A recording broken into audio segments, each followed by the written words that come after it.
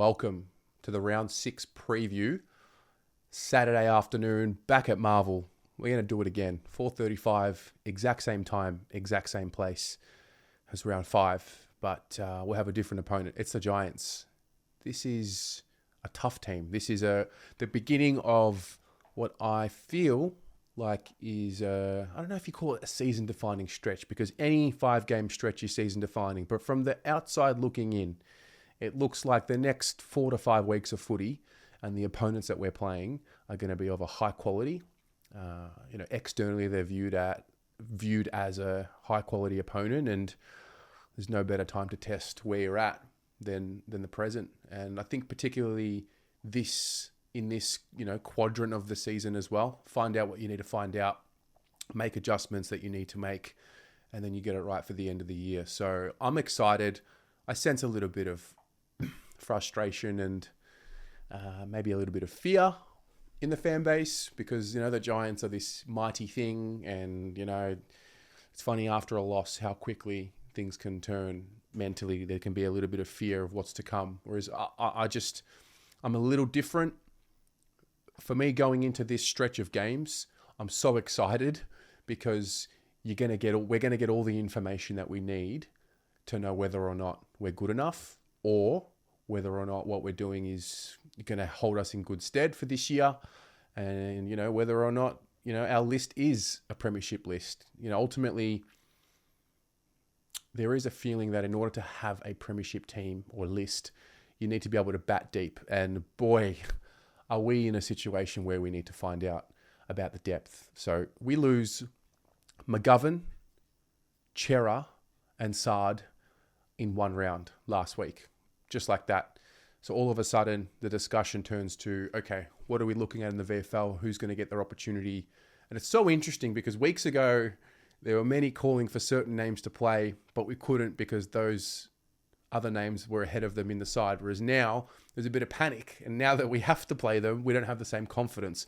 I'm really excited to see where Lewis Young's development is at if he's selected. Lockie Cowan's another name that probably has flown under the radar that I'm really excited to see. Anytime you get a chance to find out about the quality of the depth of your list, I think is a good one, because then you can decide for the future who's going to be here and who's not going to be here. So I look at it more, the challenges upon us and how are we going to handle the challenge. Now, based off the way we played last week, I thought our application was there offensively, minus the execution. I thought our focus and maybe our application defensively wasn't there and wasn't where we should have been. I don't think it's a massive change this week in the way that we approach the game, other than getting back to basics, get the fundamentals right, and get our focus right. The amount of opportunities that we were able to generate last week gives me confidence that I like to see us generating 28 scoring shots.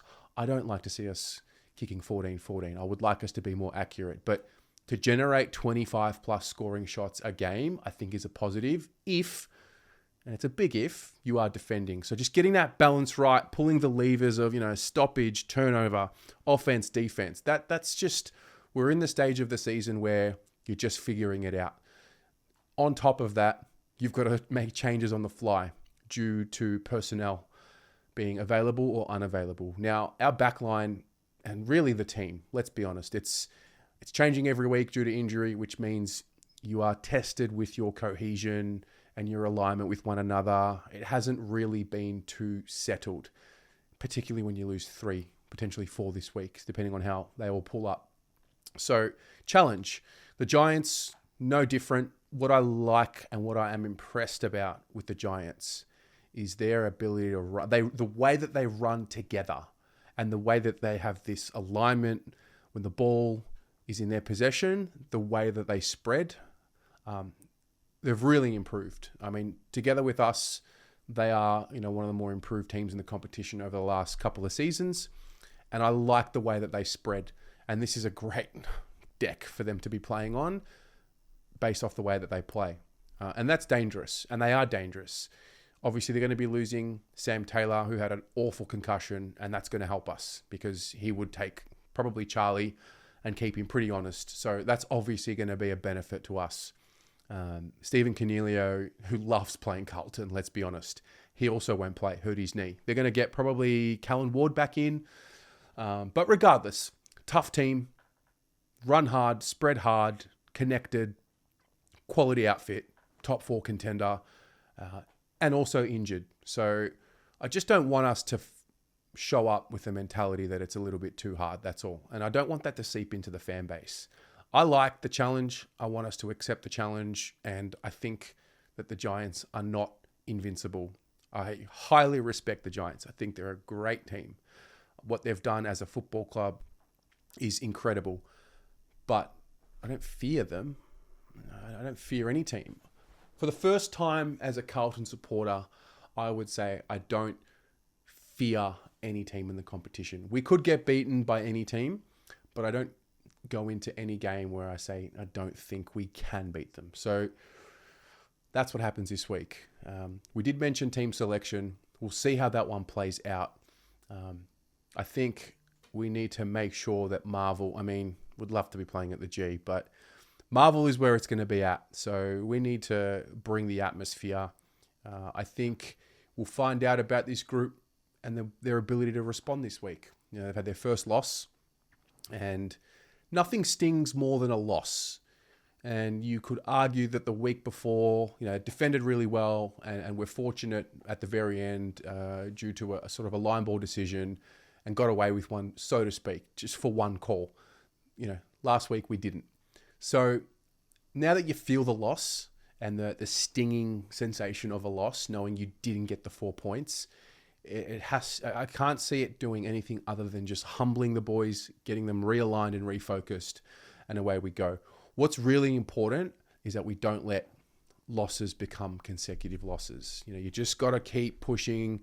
We're in a challenging part of the year. Forget about the fixture. What I mean more so is the injuries that we've got, and they're there. You have to acknowledge them, but you can't let them drag you down. You can't, sit here and mope about them. But it is challenging. So you're going to be bringing in guys that wouldn't normally play, but you're also going to find out who's going to be with us moving forward, and these opportunities that they've been waiting for are here. So I'm pumped for that. What about you? How do you feel about this game? Now that we've had a few days after the loss, things generally settle down. How do you feel going into Saturday? I think I have 2 questions for you. What would be your estimated changes for this week? And what are your general thoughts about our ability to win the game? And, are you still confident? So let's get after it. 4:35. Looking forward to it. Don't forget, in the description below, there's a link. We're going to draw out a raffle. And on the Thursday Teams show, we are going to give away 2 premium tickets on level 2 to a lucky winner, thanks to our friends at Mr. Cabinets, who will be the new sponsor of the team show. So link is in the description below. All you need to do is fill out your name, your email, your phone number, and I'll call you live after I spin the wheel on Thursday night, and we'll go from there. So looking forward to seeing where your minds are at this week, generating the discussion and getting going. I look forward to Saturday afternoon, that's for sure. Take care. Go Blues.